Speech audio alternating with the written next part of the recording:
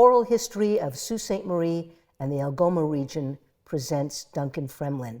He is a musician, singer-songwriter, amazing performer, historian, and the leader and founder of one of Canada's most celebrated country and bluegrass bands, Whiskey Jack. My name is Debbi Kaye, and I have the pleasure of sitting with an old friend to have a conversation about his past. Welcome, Duncan. Thank you very much. Did you say author? Yeah. Okay, good. Historian. Okay. And author. Okay. We'll talk about that. Sure, let's do that. I think you've been writing for a long time. I have. Yeah. Mm-hmm. For the record, for oral history, please state your full name, birth date, and birthplace. Birthplace. Oh, so Duncan Walter Fremlin. I'm the namesake of my grandfather, my dad's father.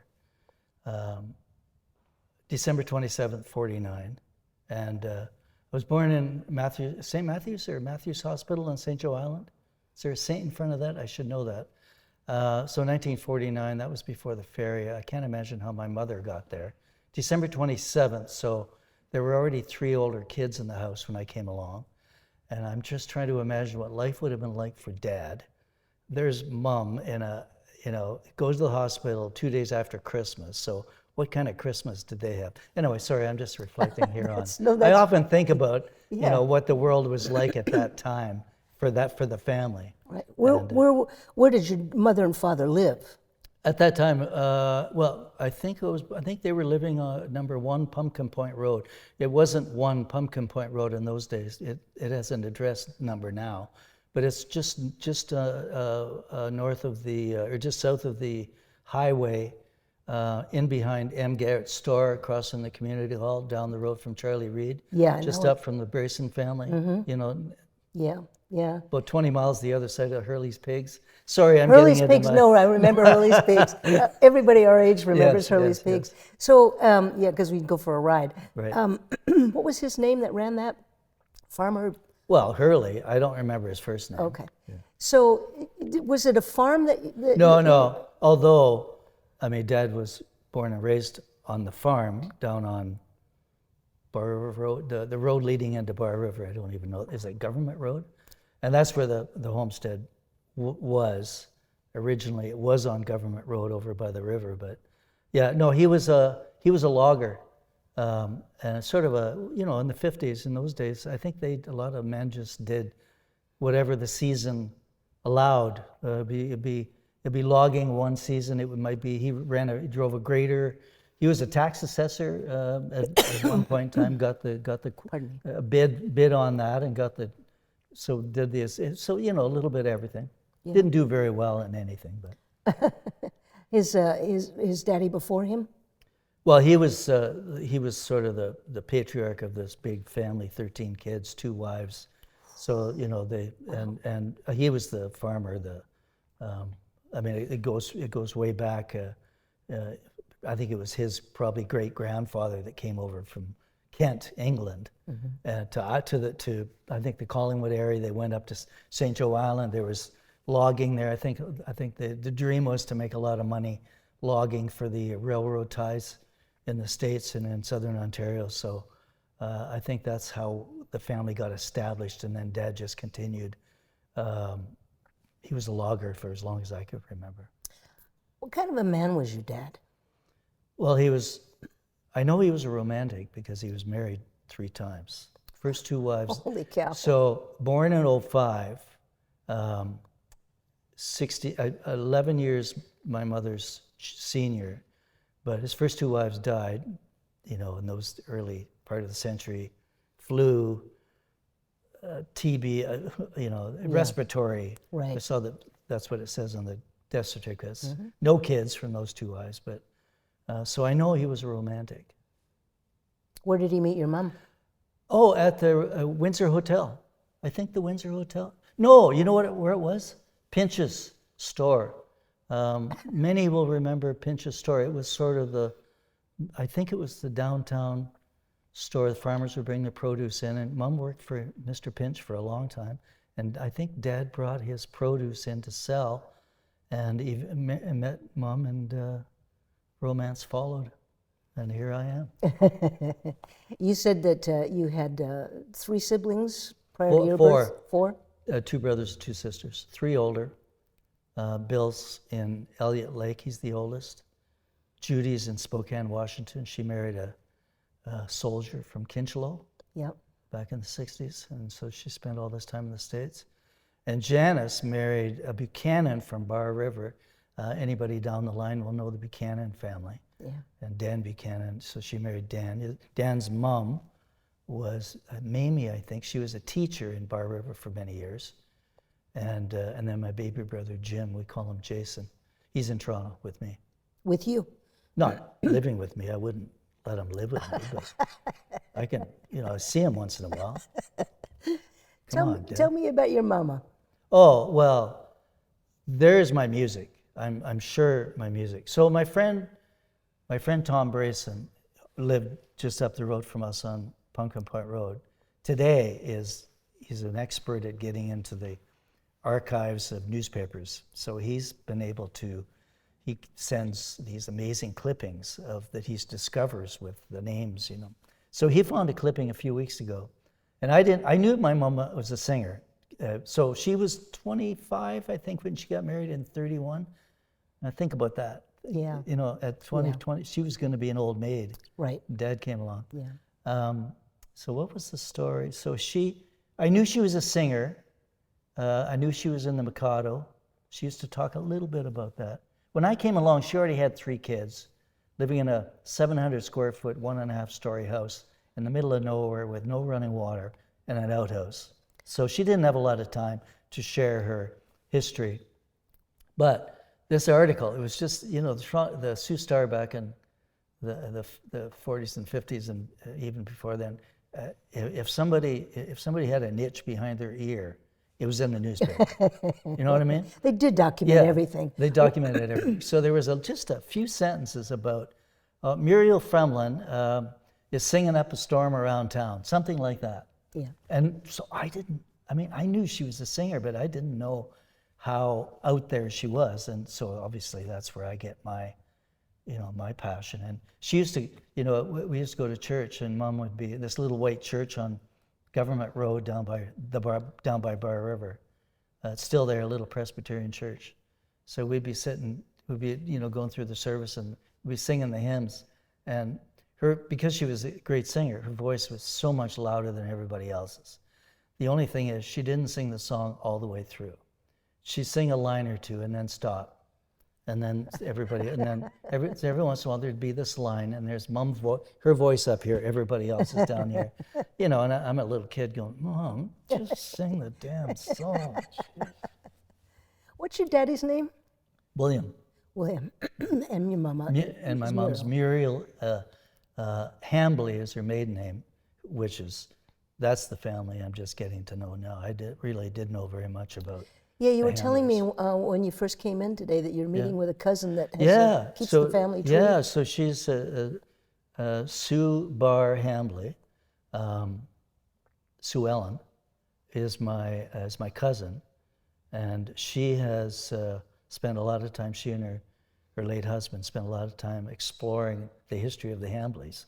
And I told her on the phone today, I'm embarrassed that I don't know more, but boy, she had pages and pages. Wow. We go back to Cornwall in 1700s. I did not know this. Say more about that. Well, what do I say? I don't know. I just found out today. She showed me the tree. It's pages long, so wow. I didn't memorize it, Deb. I can't tell you how many. But, and the Fremlins, I know that it probably goes back before this, but I know so the Hambleys come from Cornwall in the 1700s.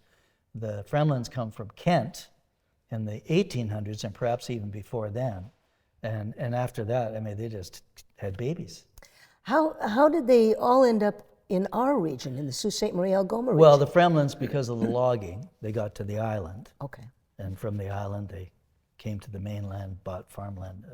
I don't know the exact story of that, but obviously entrepreneurs, all of them. That's where I get that gene. Yeah. Obviously successful.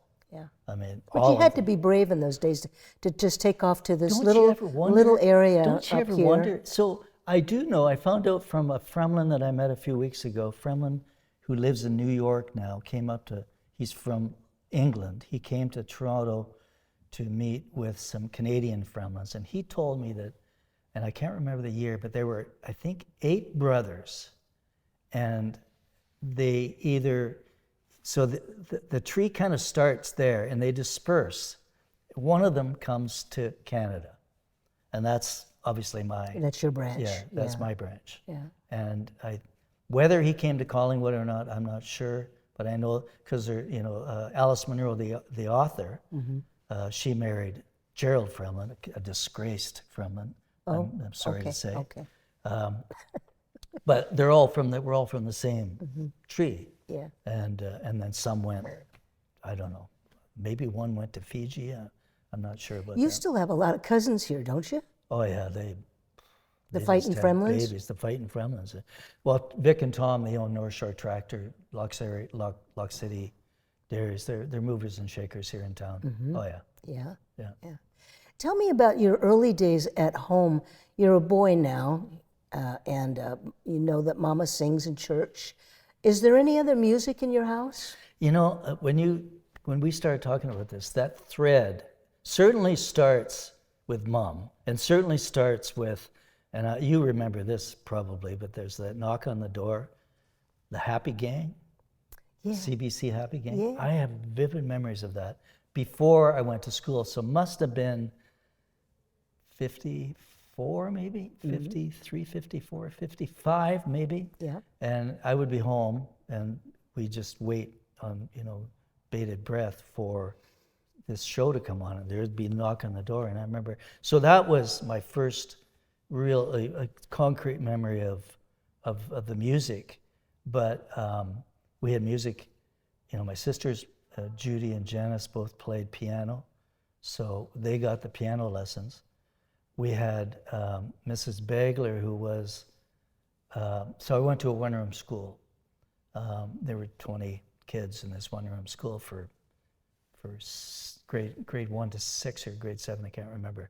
Anyway, the teacher was this Victorian, this rigid, strict, scary older woman named Victoria Bagler. Bagler, the name should say it all. Anyway, we were had to have been one of the most musical schools in the region, because in the fall we go to school, and one of the first things she'd do is she'd pick people that were going to be in the Kiwanis Festival, and I was one of the ones. My sisters, so I have their influence on me vocally, like a singer, was profound, because we sang duets, we sang quartets, triple trios, and we'd enter in the festival. So we all have certificates at home of winning these things. But my favorite story is, and it was 1957. I know because I have a picture which I'll send to you. It's a picture of me in the Sioux Star in 1957, sitting there, standing there. And the reason I'm in there is because the very first time I performed in front of people was I sang a song called "The Old Black Cat" at the Armories on Pine. Is it Pine Street? It's on Pine Street. Yeah, and it was for the Kiwanis Festival. It was in my own age group, and apparently I cried all the way through it, to the point where my mother she just died 1,000 deaths watching me cry. You can imagine the contortions in my face as I sang "The Old Black Cat." The next day, I had registered to sing in the category above me, the 8-year-olds. And she said, no way you're going to want to do that. And I said, oh yeah, I want to do that. Well, I got first prize. Well. So I think this thing, here we are on a stage at the Loft, where I've shared this stage with you and Donna and Leroy and all my great musician friends. And I think I've been drawn to stages like this my whole life. I think I just loved being on the stage. And I think of that story of me, getting up there and winning in the category above me. Next thing I know, I have my picture in the paper. This is a good thing, Deb. This was a good thing. It's a good thing. It's a fever, though, isn't it? It's a fever. It is a fever. The only other fever that kind of piggybacks on this is making people laugh. Yeah, and you're so good at it. You're so good at it. It's a drug. I know. And I want to talk about that and your new show, but let's pop back to your. I don't think I've seen you too often without a banjo in your Well, hand. let's go back to the guitar, because we were living on Wellington Street, and I don't know who bought this for me, but I got one of these old Stella guitars that all the old rockers, they all deal young, they always seem to start with these cheap Sears Stella guitars, where the action is like 3/4 of an inch above it. So how you could even play bruised this. fingers from playing But that was my first guitar, and I don't remember being a very good guitar player at all. I was a kind of a folk strumming kind of guitar player, but I used to go to remember the Bridge? Were you around for the Bridge, which was the drop-in center on Albert or Wellington? Probably not, yeah. And Raymond Gassy. Yeah, I know, yeah. McCarthy, Rusty, yeah. Rusty. Oh gosh, So yeah. I'd sit at their feet and watch these guys. They had Police Bassoon was one of their bands. Yeah. So growing up in high school, these were the guys I watched. Yeah, Rusty's still playing. Yeah, and Raymond's a brilliant artist. My goodness. Yeah. Anyway, they, the thread that I started telling you about really goes right through the Sioux. It's here. It's old Albert Hedrick, this Ottawa Valley fiddler who moved to just down the road became a drinking friend of my dad's. He was a drinker himself. They were all, but anyway, he played this Ottawa Valley fiddle, and so he'd go down the community hall across the road from us on Pumpkin Point Road. Eileen Rex, who lived on the highway, she'd play piano. So the two of them, this would be 50s, they would provide the entertainment, and I'd sit at his feet. Don't tell me this did not shape who I am today musically. There's no, It's in your DNA. Well, yeah, but what a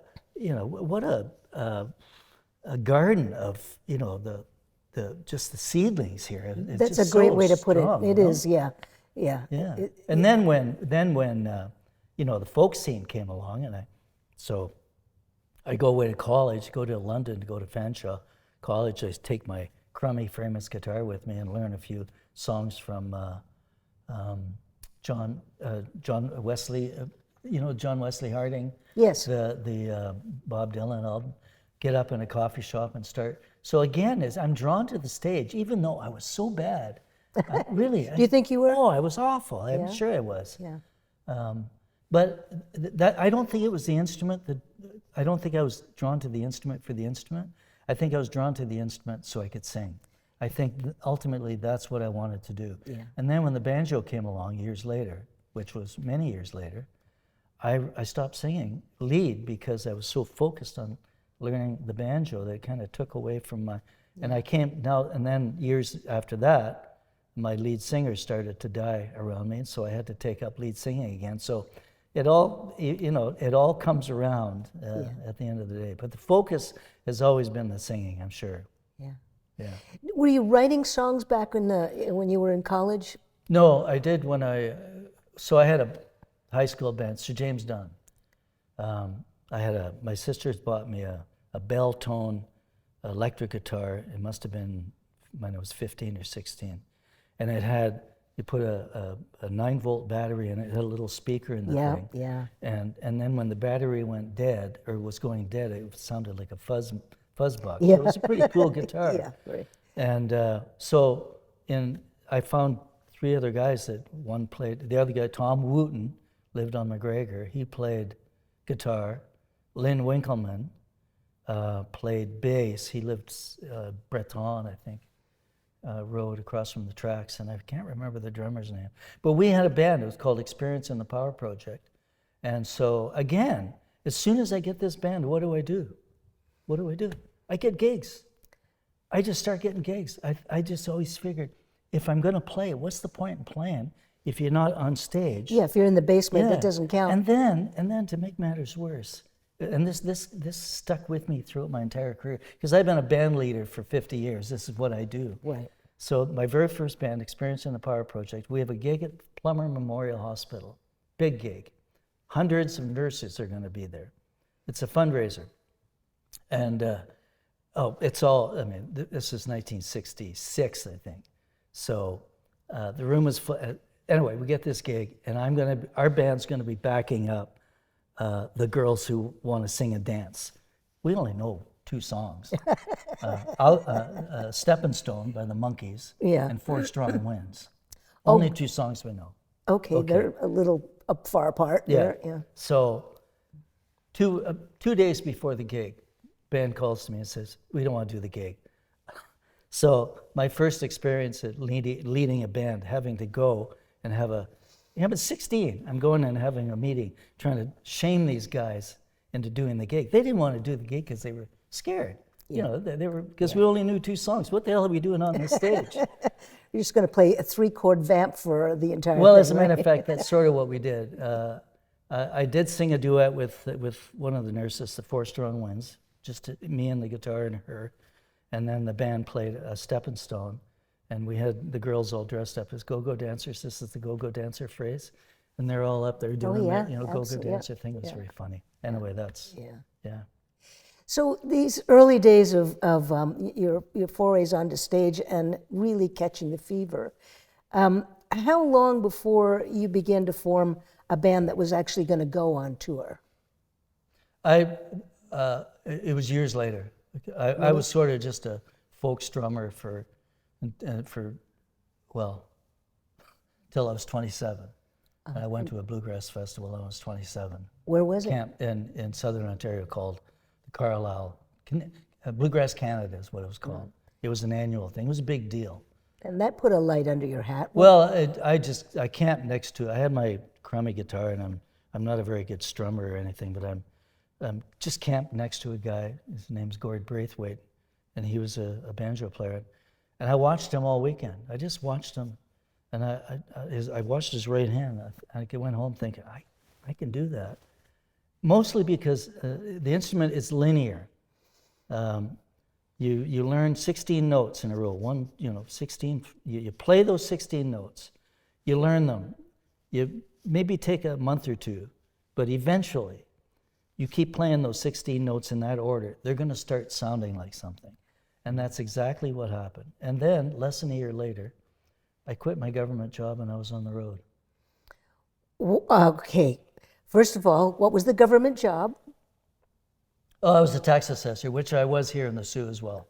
I went to college in London to train to be a tax assessor. So I did it here for a couple of years, went back to Toronto to go to university. And when university ended, I went back to tax assessing. Okay. Yeah. So what's the gap between I'm quitting my job and going on the road? Who's the band? Well, it was Whiskey Jack. It was Whiskey Jack. Yeah. Who were the original members? Oh, well, fortunately, again, this thread that kind of, it always involves somebody. There's always one person that, because I have no musical training at all. All I remember in public school was, you probably had to do this, you had to draw treble clefs and bass clefs. Yeah. Pages just so you could do it just right. I didn't know what they meant, but I could draw one. Yeah. So that's my only musical training, other than I could sing and count a song in, that kind of thing. Frank Elliott fired me from his music class because I could learn it by heart. Was that one of Garcher's things? Yeah, and if you turn the pages upside down, I could still play the thing because I had it memorized. Right. Okay, so Whiskey. So who are the members? Well, I met a guy through the Folklore Center in Toronto. His name was John Hoffman, and he had musical training. He knew how to arrange vocals in a fairly complex way. And we were learning, he was mandolin, I was banjo, we were learning our instruments together. But the one thing that we could do, we had 2 things we could do. We could sing really well together. I could remember harmony parts. I'd been trained to do that in school, so I knew how to do the harmony parts. He could arrange them, and we were both pretty astute businessmen, so we were able to get a lot of gigs. And you know what? That's the magic, I think, of Whiskey Jack, because so many groups have no business mind. They're artists, and they just, to have both is a lucky draw, mate, don't you think? I wouldn't be here today. There's no question. I've got the Fremlin entrepreneurial, whatever Vic and Tom have. Yeah. I've got that. I've always been drawn to. You and I are probably the most unemployable people in the Sioux right now. No, I've been self-employed all my life. Ditto. Anytime I tried to get a job, I'd last 2 or 3 days and get bored. And so, I think there's no question that if I didn't have any business sense, I wouldn't be doing this today. Right. You and I wouldn't be talking today. Yeah. So Whiskey Jack, let's talk about the formation of this, because, I mean, I've seen two shows that I got to see live because I've been living, on the other side of the world. The first one was your incredible tribute to Stomp and Tom, which we'll come back to. Right. And the second one was when you brought Donna and Leroy here. Right. Your shows are so much fun, and they're hilarious. And I've talked to many people who came to those shows, and they remember. I mean, literally remember bits and hunks and pieces of it. That's not a usual thing. It's like, I remember when they did, and it was so funny, and I loved it, right? So you head out on the road with Whiskey Jack. Talk about the evolution of Whiskey Jack, how you came to record, and the first performances that you began to do for bigger audiences, including radio, TV. I think about this because it doesn't make sense. We shouldn't be doing this. No, really. So self-managed. Yep. With two minor exceptions that lasted weeks. Yeah. But we've been basically self-managed from the get-go. And so as someone who's gone through big-time management, how important it is to have a third party out there working on your behalf, meeting people. You got to have a lead horse somehow. You need somebody to take it to a different level, because I'm supposed to be focusing on the music and the show. True. But Whiskey Jack has always had to do it ourselves, and there's been advantages to that because we've been able to control our own destiny. But it's also, we've been limited as to how we never had a hit record. We've had charted songs on the radio. That's all well and good, but we've never had a hit record. Maybe we have had songs that could have been a hit if we had had management to take it to the radio stations and talk them into playing it, that kind of thing. Well, you're a performance act, and so I imagine that television was a great venue for you once you started being seen, right? No, that's a good point. Performance act meaning we were entertaining. Absolutely. Our competition back in the day, they were not entertainers. You can have a great record, but you hit the stage and you're, yawn, right? So, hot licks. Yeah. Okay, if you're Bela Fleck, okay, you can impress somebody, but come on, there's a million guys that can play hot licks. Well, it's about connecting with an audience. So tell me about your first television foray. Well, you mean when my knees were shaking together? I still see it today. Café Hibou in Ottawa, CBC, 1977, a year or two after we started. Imagine that on TV right out. Anyway, it was I think we did 3 songs. It's on YouTube. 1 or 2 of them is on YouTube. I was scared out of my mind. Yeah. But we played brilliantly and played and sang really well, million miles an hour, way too fast, but we were excited, And from that, we got a call, I guess a year or so later, from the producer of the Tommy Hunter show. They were looking for, this was in the early 80s, we're in 80 now. They were looking, there was money. CBC had lots of money. Yeah. Tommy Hunter show budget was fantastic. Pretty good. Yeah. Pretty good. And they didn't know where to spend it, so they thought, let's spend it on Duncan and the band. And we said, oh, here we are, but we don't mind that. You actually had a featured section. We had of our the own show. segment, for crying out loud, the old back porch. I know, that's and a big it's a deal. comedy. So it was a big deal. We had our own set. Yeah. They dressed us up in those zoot suits, the polyester baby blue, and then they teased our hair so it stuck out like a... I think there must be something in the water in Sault Ste. Marie that you and I and Donna Ramsey all ended up on the Tommy Hunter show. We were a trivia question. What is... We were a trivia question. I know that. I think that's pretty funny. But I mean, it's remarkable because this is a small town. Yeah. And it's rich in music and rich in music history. Yeah. So you're doing the Hunter show for how long? 3 years, but that was right around the time Nashville Network came along. Yeah. So we did the Hunter show for 3 years, and then we were on Nashville Network for 3 years. Yeah. So everybody thought, oh, Whiskey Jack, they've been on TV for a long time. Yeah. Got a lot of coverage from that. Exactly. Yeah. And I think that that's part of the fame of Whiskey Jack, too, is that people got to have you in their living rooms, right, and enjoy the performances. and that might make them look for music on the radio.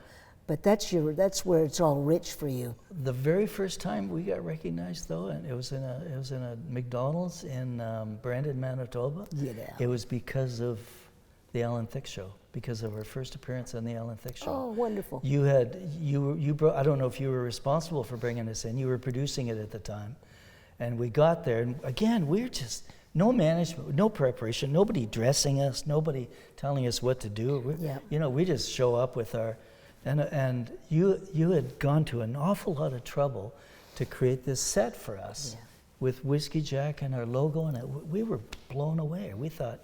We never ever thought that we were big stars or anything, but we were totally flattered by this. My job with Alan's show was to go to the actual producer of the show. I was what is called an associate producer, and bring him Canadian artists, because they were, we were trying to feature as many Canadian artists as well as all the American stars that would come, right?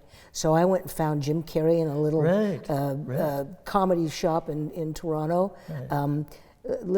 Michael Fox was auditioning for this, that, and the other. And we brought him on to talk about this new show that he was going to do in LA. And I brought Whiskey Jack. Well, who are they? I said, let me play you something by them. And I said, you're going to love their performances. They've been on everything under the sun. And so, I think that one of the greatest pleasures I had was bringing Canadian artists to that show. But you brought Canadian artists that were up for that's a big gig. That was a big gig at the time, Alan's show. And it's one thing to bring an artist in, but if they're not up for it, and we were up for it. We looked great. We sounded great. Yeah, you did a great job. The interview that we had with Alan was we were on more than once. Yeah. Were very funny. Yeah. He kind of got into it. He liked you. He liked you a lot. Yeah. So it was a big deal. So we're going to swing around to something that's very important to you, dear to your heart. Because you're a historian, you got up close and personal with this man. You've written about him. You put together one of the most interesting, it must have been difficult, performances that you took out on the road to celebrate him because you worked with him. And I'm talking about Stompin' Tom Connors. Please tell me how this was birthed and how that unfolded. Well, let me just start by saying this afternoon I spoke on the phone with a 84-year-old. His name is Mickey Andrews. And Mickey is a Cape Breton multi-instrumentalist, Tom's first producer, first steel guitar player. Mickey, when you think of Stompin' Tom, you have to go back to the 60s.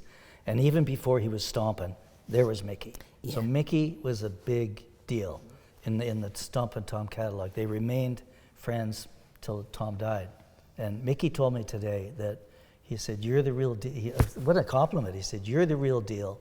You're the one who's carrying the torch and doing what Tom would be so proud of what you're doing. I can't tell you how thrilled I was to hear that. I bet you were. So we were on the Hunter show. Tom was retired. He had left the business for 13 years. He told me this years later. He would go upstairs from his dungeon furnace room, which is where he hung out downstairs in his split level house in Georgetown. He'd come up on Friday nights and watch us on the Hunter show. So he became fans of Whiskey Jack on the Hunter show.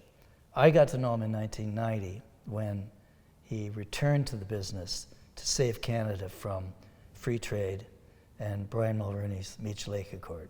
So I listened every night for 2 tours, Tom slamming, mocking, ridiculing, criticizing everything to do with Brian Mulroney. If there was a joke about Brian Mulroney, I heard it on both those tours. Yeah. He hated free trade, he hated Meech Lake, which kind of makes what's happening today, September 2025, makes my show even more relevant than it's ever been before.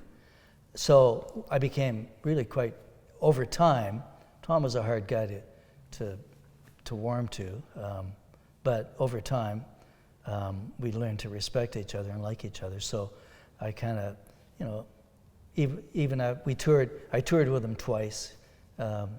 Being able to cross the country with him twice and still survive, that was quite an accomplishment because he was a tough man to, I've heard. Anyway, then over the years, he needed a band to come up to the house to play a birthday party or a CD release or anything. He'd call me, and Whiskey Jack would come up. So, over the years, we got to know him pretty well. And then when he died, I realized, well, no one, he's not going to call, there's not going to be another birthday party up at the house. So I'll host my own. So I got a sleazy bar on the Danforth down in Toronto with a pool table, shitty dance floor, shitty PA system, just, expensive beer, and invited a bunch of musician friends that have played with him over the years. And, well, this was the first Stories and Songs of Stompin' Tom that I produced. Well, in the audience was a theater producer named John Miller from Stratford Summer Music. And he was quite excited by the show. He said, "You got to bring it to Stratford." And so next thing you know, I'm getting invitations so this is 14 years ago. That's a big deal, mate. And we're still on the road. I'm going out west in 2 weeks to play some shows. I've changed the name. It's now called, well, there's two names. One of them is Canada's Not For Sale. That's one name for the show. Mm-hmm. We did that at the Horseshoe in April, and the place went nuts. I would think so. That's the atmosphere. I've never heard a group of people sing the national anthem as loud and as enthusiastically, and they were still sober. It was early in the night. Yeah. Yeah. Yeah. And then the other, I'm selling it also as "Believe in Your Country," which is the song that Tom wrote during the free trade thing. It was much like today. There was a segment of the Canadian population that were pro-free trade, pro-US. They wanted, in Tom's mind, they wanted to be American. And the other were true patriotic Canadians, and no, we don't want to assimilate too much with the US. So he wrote a song, "Goodbye Jim and Jackie, goodbye John and May. Oh, sorry to see you leaving for your home in the USA. If you don't believe your country should come before yourself, you can better serve your country by living somewhere else." So it's called "Believe in Your Country." Got it. Very first song I played with Tom in a recording studio was that song. And I love to tell the story that I was beside the world famous Walter Ostanek. Of course, you know Walter. Did you ever meet him? No, not in person. Character. White Cadillac, accordion on the license plate. Yeah, right. Great. Yeah. Great guy. Walter's standing there, I'm standing here. Tom is playing this song and I'm adding some banjo, Walter's adding some. And I hear it for the first time, "You better serve your country by living somewhere else." I look at Walter, he looks at me, and we go, "Geez, the old man's lost it now this time." Well, as it turns out, it became very popular, and it was a sentiment that absolutely spoke to the time. And now I've named the new tour after it, given what's going on with the threat to our sovereignty. So the timing couldn't be better on this. You do use your platform on social media to talk a great deal about, as a historian and as a writer and as a man with an intellect and a good sense of what is going on. You meet these people all the time. You speak about this a lot, don't you? I went through a long period of time where I didn't feel, I think maybe it was a national illness. We just didn't want to wave the flag. We saw the guys down south doing this. That's silly. What, but now you threaten us. So I think what Tom did in my time with him, all these shows on stage, all these conversations in the furnace room around the chess table, chessboard, is he gave me permission to be patriotic.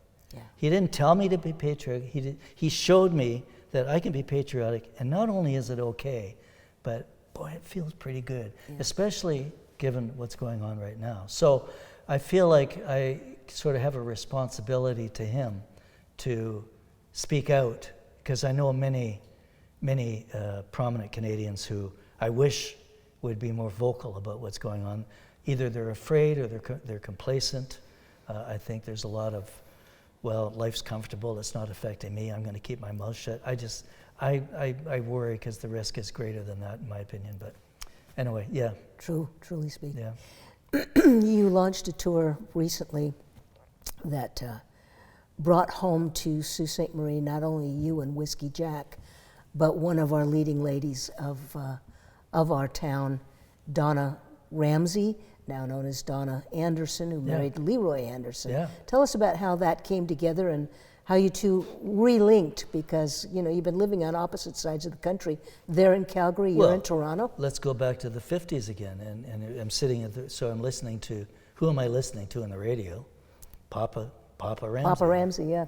Don Ramsey. Yep. I mean, every night, Jimmy Davis, Reverend Davis, Yep. come home at supper time. There it is on the radio in our little kitchen in Pumpkin Point Road.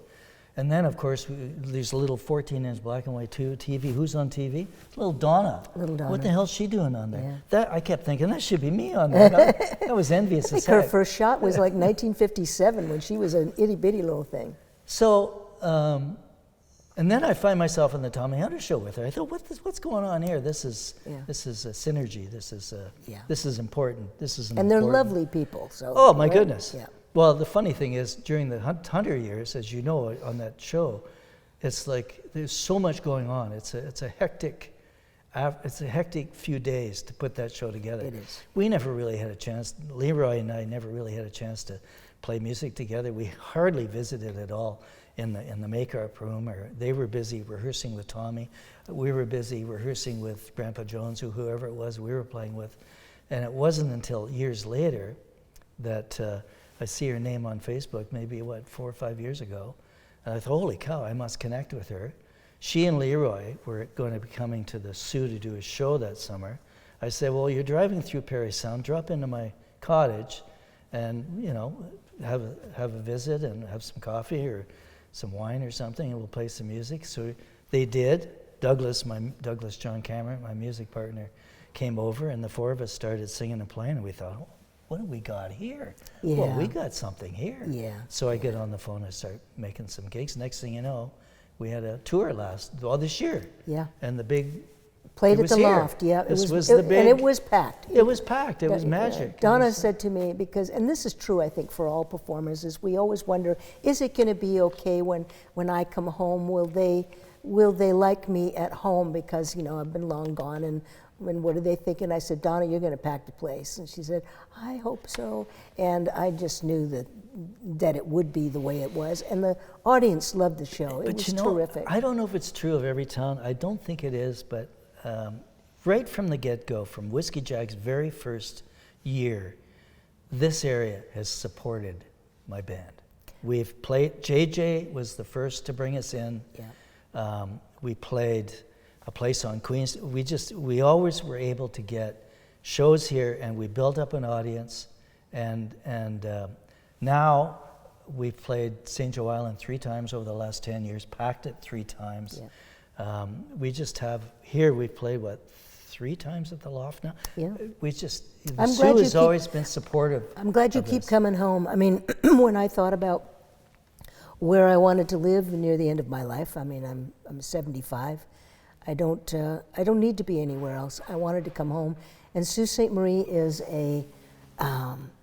it's rich in music, but the people here are terrific. And you're right, they've got your back all the time. Yeah. They've never let any of us down. No.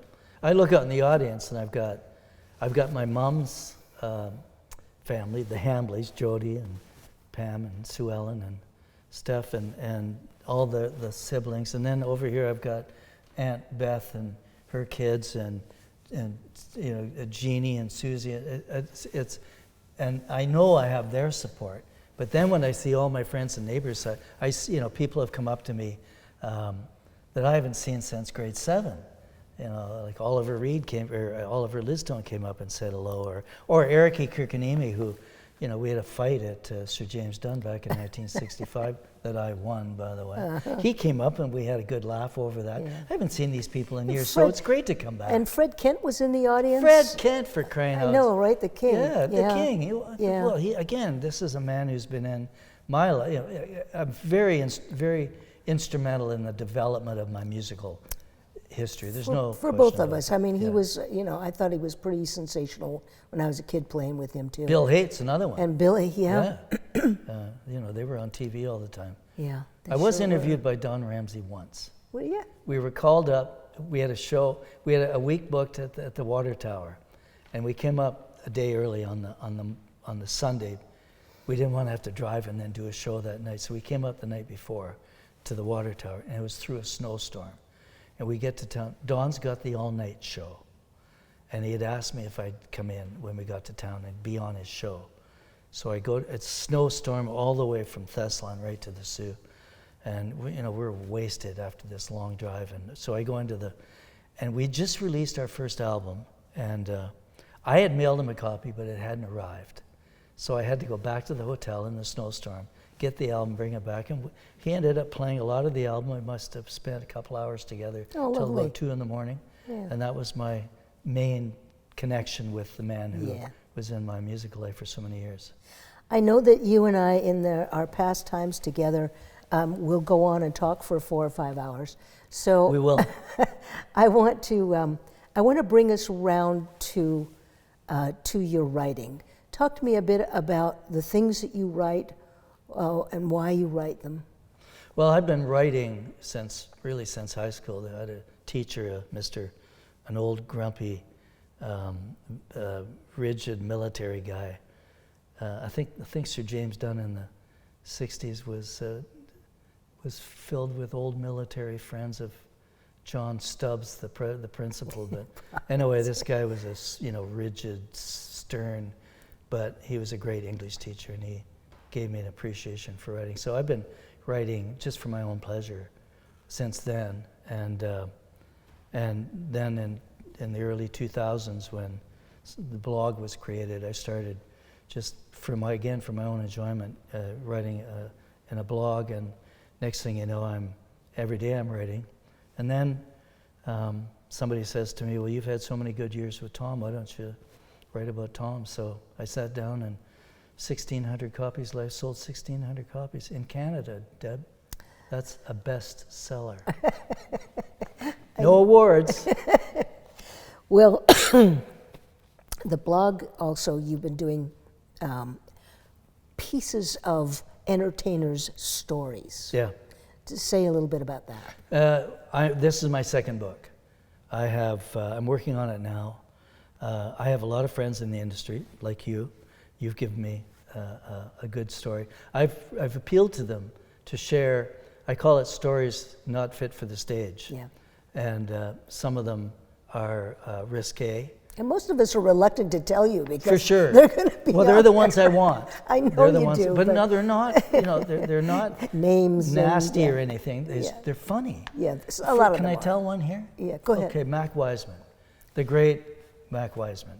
Again, here's your dad, or Don would be playing Jimmy Brown, the newsboy, on the radio, and I'd be listening. This little boy listening to this and learning so here's Mac Wiseman. I get to tour with Mac Wiseman a couple of times. Oh. I'm on the CBC radio playing music with Mac Wiseman. So this is a big deal. Yeah. So we're on this tour. The promoter comes to us and he says, he's having some health issues, some calcium deficiency thing going on. So you may have to fill in for him on 1 or 2 of the dates. And it turns out we did have to fill in for him on one day. But anyway. So do you know what one of the side effects of calcium deficiency is? Awful gas. Oh. Night after night. Okay, Whiskey then. Jack stands behind Mac Wiseman, and we're smiling. And Mac is farting up a storm. It's just, that's one of the stories. Oh yeah. Well, we've all had those. I mean, I walked right off the end of a stage, flat on my face. Is there a picture of that somewhere? Because it was a black stage like this and a spotlight, and I couldn't see the edge of the stage, and I'm singing, and I just kept walking, and boom, I was gone. Yeah. Anyway, I can't tell you what a pleasure it is that you said yes, and that you were in town, and that we could do this together. I think that Whiskey Jack is, when we call it one of Canada's most celebrated bands, you're a real treasure. And I'm very fond of you, and I'm in love with Doug, and you've got a wonderful sound. Thank but you. the shows that you put together are more than entertaining. They are a nighttime experience for people that go home and talk about it for days and weeks. Bless your heart. So thank you. It's grand to see Thank you. you, Don. Thank you. Oral History for Sault Ste. Marie and the Algoma region with Duncan Fremlin.